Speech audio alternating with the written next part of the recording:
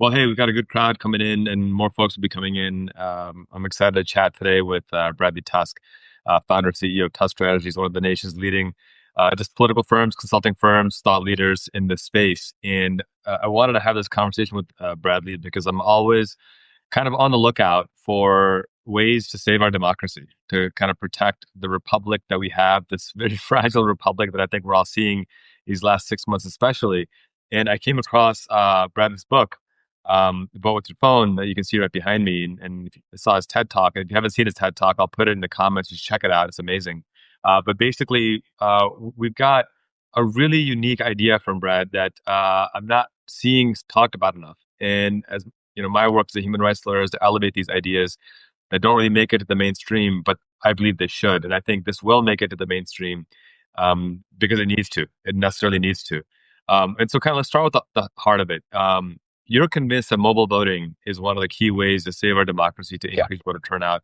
Let's talk a little bit about that. Why are you so high on mobile voting? What exactly would this entail? Yeah. So, I mean, the first is sort of what's the problem? And I think most people watching this would agree we have a government that doesn't work. It is dysfunctional. It is polarized. Where things can get done, it's usually totally one sided from one party or the other. And basically, politicians stand around screaming at each other and pointing fingers.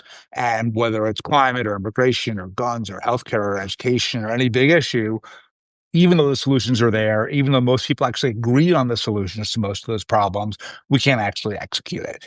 And I've spent about first 15 years of my career were directly in government and politics, in city government, state government, federal government. And the thing that I took away from it all is every policy output is the result of a political input, which means every politician makes every decision solely based on the next election and nothing else. And there are exceptions. I was Michael Bloomberg's campaign manager in New York. Mike was an exception. Everyone watching this can think of a couple, but Sure. but overall, that's what influences politicians. And because of gerrymandering, over 90% of elections are decided in the primary. And when primary turnout is typically 10 to 15%, which is what we have, that means that very small groups of voters ultimately dictate not only who wins office, but then what happens once they're in office. So it's either the far right or the far left or different special interests. And that's what gets us either dysfunctional government or totally one sided government. And so we know that we can't keep going this way, right? People's trust in government is at an all-time low, Yeah. cynicism at an all-time high. So the question becomes, how do you get, unless you could fix gerrymandering, you're stuck with primaries dictating the outcomes. How do Yeah. you get primary turnout from 10 to 30 to 40 to a bigger number that is more reflective of the views of the mainstream? And I kind of stumbled upon it by accident. I was running a campaign on the business side. I was running all the campaigns to legalize Uber all over the US. And at the time, when you think of Uber now, it's this giant corporation. But at the Right. time, we were this tiny, tiny little tech startup, and taxi was a really powerful industry. And the way that we won is that we were able to say to our customers, look, if you like this service and you want to keep having it, we need you to tell your elected officials that. And we created the functionality inside of the app that allowed our customers to tell their typically city council members, mayors, look, I like this Uber thing. Please leave it alone. And it worked. We Yeah. won in every single market in the country. And when this was happening, at some point, it kind of hits me like, God bless these people because they're making my job a lot easier. But my guess is they actually have no idea who their city council member is, and Sure. they don't vote in state Yeah. senate primaries or any of that. But when we just put it on their phones, their behavior changed. So that led to the question of, well, what if they could vote on their phones? So that's what led to the creation of the mobile voting project in 2017. And then it's come in a couple of phases. So phase one was just testing the hypothesis. Yeah. Would Well, people let use me it? let me let Go me go to ahead. the phases in 1 second Sure. because there's a lot of really thoughtful things you said that I want to unpack. Yeah. I mean, for me, it's about accessibility ultimately, right? I mean, Mhm. voting is Yeah. mentioned in the Constitution multiple times as a right, and we've made it extraordinarily difficult, whether it's through gerrymandering, closing polling locations. Since Shelby fell in the Supreme Court, there have been more than 105,000 polling locations closed throughout the country. And it's making voter suppression kind of the strategy. We're seeing voter rolls being purged. Yep. It's an ongoing atrocity, a slow-moving nightmare. One of the concerns that we hear often, Bradley, is voter integrity. And while we know that every single study done in this space has shown that our elections are actually very secure, there's very rare cases of voter fraud or election fraud. How do we ensure that our phones can't get hacked or Yeah, the data sure. can't get hacked and elections be switched by like a flip, Totally. something like that? So, first of all, you're absolutely right. Election fraud, until Donald Trump made it up in 2020, was not an actual thing. Yeah, The Heritage Foundation, which is a very conservative foundation, did a study and found that 0.00005% of elections experienced some sort of fraud. Or, you and I were talking before we went live about Chicago. I worked in Chicago politics for 4 years. That is as dirty and nasty yeah, as it gets. I testified in corruption trials. I got death threats. I mean, you name it, it yeah. happened. But guess what never came up once? Voter fraud. It's not a thing. But nonetheless, let's sort of, talk about it. We have spent 4 years building mobile voting tech specifically to be able to have something that is fraud resistant and secure to give people the confidence to vote on their phones. So the way it works is, so I know you live in the suburbs. Which county are you in? I'm in Naperville. I'm in DuPage County. Okay, so you would go on the App Store, you would download the DuPage County Board of Elections app, and the first thing that would happen is they say, "Okay, are you really a registered voter in our county? You put in information, fine. Next question: Are you really you?" Right? So we do two things. The first is multi-factor authentication. So that's like when you forget your Google password, they send you a code, you put it in. Same thing here. Then biometric screening. So that's like clear at the airports, scan of your face, match up against your ID, just kind of like how you open your phone now. Yeah, And we've now established, okay, you're really you. Ballot comes up on the screen, and it on itself is meant to be as simple and straightforward as possible. But whenever you're done with it, you hit submit, and three things happen. First, your ballot's encrypted. Second, it's anonymized. Third, you get a tracking code like if it were a FedEx package, so you can track the progress of your ballot throughout the process. Then it goes back to DuPage County and they air gap it, which means once your ballot is totally offline and not connected to the internet, then they decrypt it. Then we print out a paper copy that gets mixed in with all the other ballots. You can see where your ballot stands through the tracking code that it was received, tabulated, printed, so on. And then the underlying code itself is totally open source. We're putting it amazing. all up on GitHub. So anybody can audit it, anybody can verify it. It's totally transparent. That's not. And when you compare that with the way we vote right now, I think it's a much more secure system. No, I love that. And I mean, I think the fact that you guys have built in multiple ways to verify and validate it. What about the cost here? And this is a leading question I think the listeners will see, because I think the first one thing folks will say is, how do we build this infrastructure? It's going to cost a ton of money. Right. We're already stretched thin on a number of things. We've got these tariffs coming in. You're you're proposing spending a ton more money on building this stuff out. How are we Yeah. going to be able to So afford I'm it? actually not. I think it's the leading question there. Yeah, I've already built it. I've already paid for it. exactly. So this is philanthropic. Look, so when I worked for Uber, I didn't grow up with a lot of money. I worked in government. I didn't make much money. And then I got super lucky, which was when I went to work for Uber, they couldn't afford my fee. And Travis Kalanick, who was the founder, said, "Hey, would you take equity?" I didn't even know what equity meant, but I was like, okay. And that became worth a lot of money. So Great. I have spent $20 million so far of my own money on mobile voting. I will continue to fund it. We're at the point now where the needs probably exceed my own budget. But we've already built the code. So it's free for any government to use. And by the way, any government around the world. I mean, I built it to try to help solve the problems in the US, but the truth is it could be used anywhere. And then ultimately, administering elections online is a lot cheaper. Now, my proposal is not to take away any current form of voting, just give people another option so that if, you like voting in person, go do that. You like voting by mail, great. But if it's better for you to vote on your phone, and for a lot of people it might be, that becomes an additional option. And then ultimately in 20 years, when really everyone is Because choosing to vote on their ubiquitous. phone, the cost of administering elections actually goes way down because you're not spending money on postage and you're not spending money on printing ballots. You're not spending money on, polling places and all that kind of stuff. So, and this is a key point, and my apologies for asking that leading question, and I knew you would shoot it down perfectly because this is important. I think folks need to understand that we have in you an example of someone who is, putting their money where their mouth is, and you've done the work already.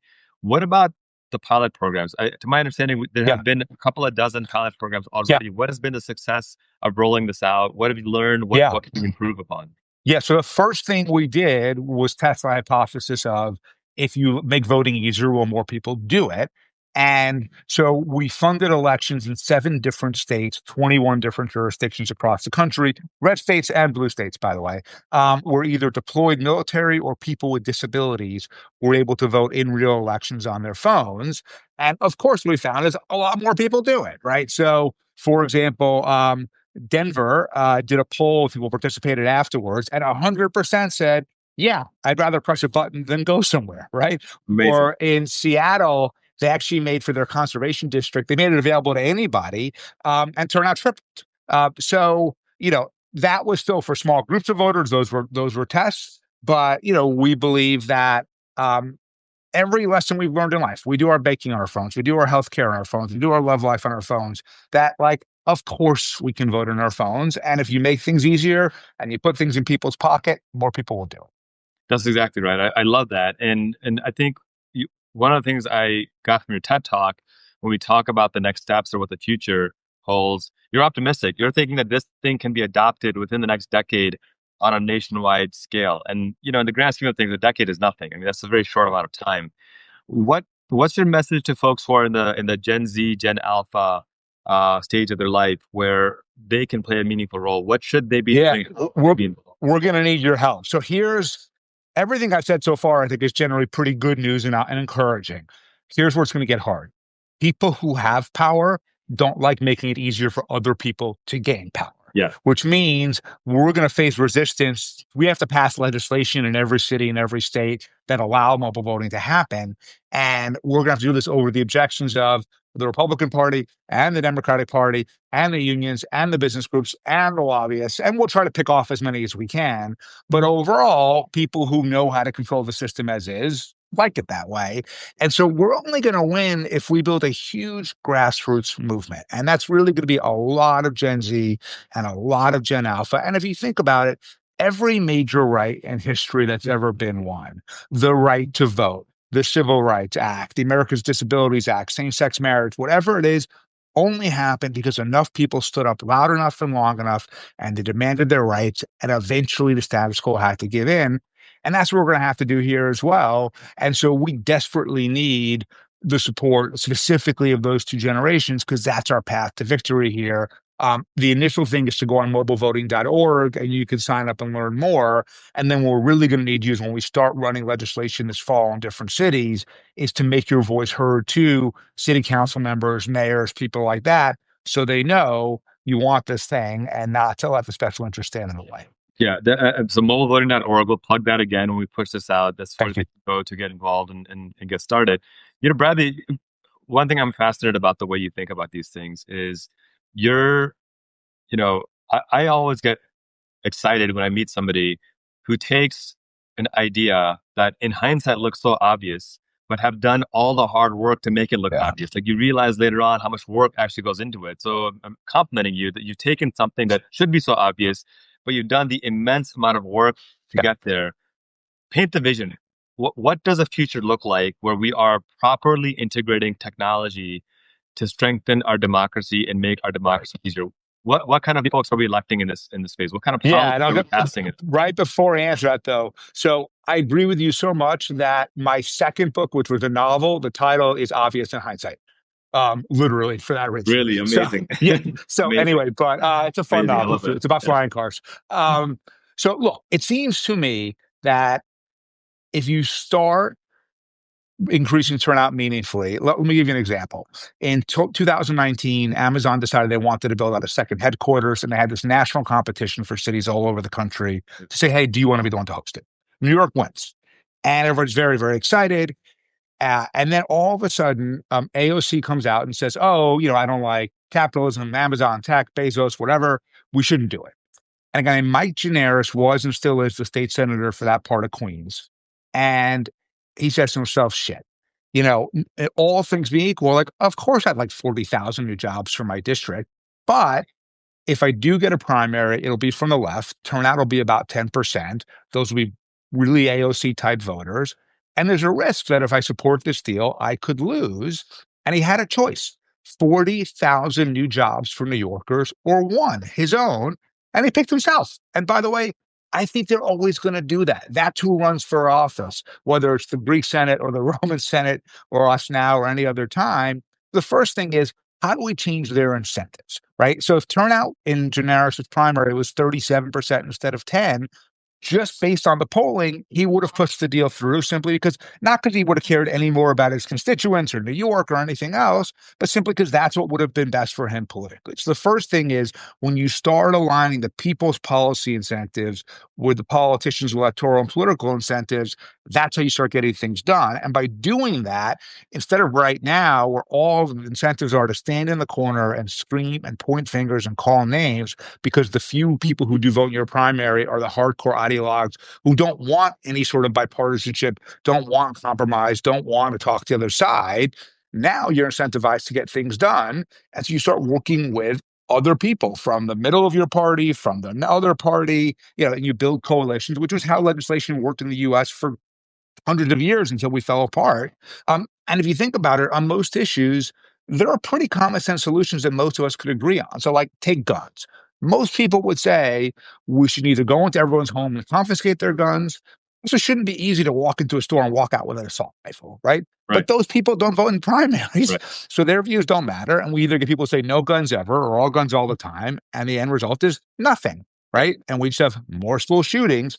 And there are solutions like that to pretty much everything. So the first thing is voting itself becomes a lot easier, a lot more accessible. And by the way, there are specific groups of voters. I want this for everyone, but if you are disabled, like imagine being blind and we think voting's a pain in the ass. They have to it's 10 times harder for them. And then they have to trust that the person at the polling place marked down the ballot the way they asked them to, right? Or you're a soldier stationed, abroad somewhere, Anyway. and you mail in your ballot. It shows up 3 weeks after the election. It goes in the trash, right? Yeah. Or my daughter who's in college, right? Like we live in New York City. She lives in Vermont for college. She can't vote without an absentee ballot. This is a kid who thinks email is antiquated, Yeah. so let alone snail mail, right? Or imagine if you lived in LA during the fires and there were elections, or North Carolina during the hurricanes, or whatever it is. There are so many different groups of people that already voting is hard for. So now we can make it a lot easier. We can increase turnout participation. We can change the underlying political incentives. They start working together to get things done again. And then the secondary effect of that is it starts to restore a little bit of faith in government, faith and trust in government, and basically all institutions, the church, higher ed, media, Wall Street, are at all-time lows. This has been a trend since the 1960s. Basically, the Vietnam War, in my view, is really what kicked that off, which is you had an unjust war that the U.S. president, from both parties, by the way, were lying to the American people about on television every single night. Yeah. And once it was found, and then Watergate came right after it, these two things happened in a row, people's faith really fell, and it's just been falling ever since. But if there were a government that said, oh, we've actually now come together and found solutions on climate, on healthcare, education, whatever it is, people might say, oh, okay, there's some reason to have some faith and optimism. And then even more important, maybe you do get better people to run for office. Maybe the people watching the Substack right now, especially a lot of them are Gen Alpha and Gen Z, say, you know what, I normally would never think about that because it would feel like a bad use of my time. But if I could get things done, then I might love that. And by the way, whether you run for office or work in government, we can bring better people into the system and then have a better product for Americans, a better democracy. And then the choices we make hopefully will become reflected around the world. Absolutely. I love that vision, Bradley. I mean, I think the more we can facilitate communication between citizens and the elected, the more we can facilitate communication between individual people to encourage each other to vote and to make it easy. And you brought up some great examples of people who might have a disability or might be in the military. But look, I'm a parent. I've got childcare. I've got an elderly in-law living with me. Imagine if I don't have to restructure my entire day just to go vote. Yeah. Because I have other human beings who depend on me to be there for them. Yeah, or imagine you're a service worker and you get paid by the hour. Your boss isn't giving you the time off. Or who's a supporter of ours? Actually, the nursing union, because they're like, we can't get out of the hospital to go vote. Don't die. Someone's going to die. Right. So you do have all of these people who would like to be able to vote, and we make it really hard for them. So yeah, it could just make a big difference in so many people's lives. Brett, has been great. I put the mobilevoting.org in the Thank you. chat. We'll put it out. We post this. Last question before you go, and we hope to do this again because I'm loving it. Would love to. Yeah. this is a very significant innovation in the way our elections are run. I'm going to be pushing for it. You've made me a believer. Thank you. What's next? What other changes do you want to see that you think we need to stay focused on and pay attention to in Yeah. terms of So, technology so to democracy? in terms of technology specifically, and let me veer off of voting for a second, if Please, that's yeah, okay. yeah, Um, I think there are a few regulations that really have to happen. So, do you know what Section 230 is? yeah, So, yeah, okay. So, for the viewers who might not know, when there was a law passed in Congress in 1996 that said that internet platforms are not liable for the content posted by their users. And by the way, when the internet was a brand new thing, it actually made sense, right? You kind of needed to remove the legal risk to incentivize the creation of platforms, but no one had any idea about social media. And ever since, it's been a giant disaster because the platforms have an economic incentive to show you the most toxic content possible because human beings have an evolutionary negativity bias. It's how we know to like leave the house when you smell gas or turn the other way when you see a tiger or whatever. And as a result, we're just more likely biologically to click on negative headlines and positive headlines. The platforms aren't dumb. They know this. And guess what? Nothing we can do about it because they have this legal protection. So they feed everyone horrible content, content to teenage girls about how to cut themselves, how to have eating disorders, just terrible things. And it results in, massive problems, teen suicide, self-harm, bullying, discrimination, all these problems. Congress could fix it, with one change. Just said, look, just like the regular media is liable for what they say. And if they say something or do something that is truly over the line, they can be sued for it. Same thing here. And that would really change the way that we moderate content on the internet. So that's really critical. Also, AI, as it's emerging, now is the time to at least try to develop sensible frameworks for how to regulate it. We're not going to know everything that AI is going to be, so you can't predict every regulation. In fact, my day job now is running a venture capital fund where we invest in startups in highly regulated industries, and typically you can't pass the regulation until our founder invents the thing in the first place, right? yeah. Otherwise, no one knows it exists. But we know enough about AI now to know, okay, what are some of the real potential harms? Um, Deep fakes, right, is clearly a harm. Surveillance technology could clearly be a harm. I mean, there are things that we know, and why not start to pass laws to say, at least in the areas where AI could be really problematic, why don't we get out ahead of it as best we can? So, I think, to deal with this information, deal with some of the things, there's a bunch that government can do at the state level, at the federal level. And so, I've been working on those issues and trying to make them happen. Amazing. Bradley Tusk, founder, CEO of Tusk Strategies. The website is mobilevoting.org. Go there, click, get signed up, get involved. And Bradley, you're doing the Lord's work. I appreciate this Thank immensely. you. Let's have you back on soon to talk more Would about love this to. issue. Cool. Thank you. All right, my friend. Take care.